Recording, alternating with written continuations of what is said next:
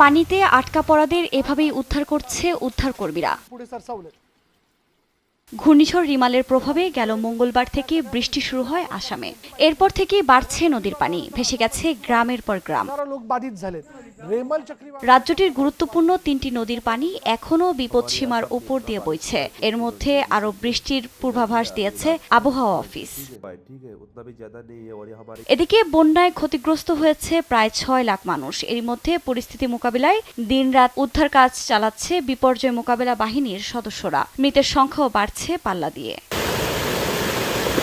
অন্যদিকে ভারী বৃষ্টিতে ভয়াবহ বন্যার কবলে পড়েছে জার্মানির দক্ষিণাঞ্চলীয় বাভারিয়ান। বন্যায় এখন পর্যন্ত কোনো হতাহতের খবর পাওয়া না গেলেও অঞ্চলটি থেকে সরিয়ে নেওয়া হয়েছে বহু বাসিন্দাকে।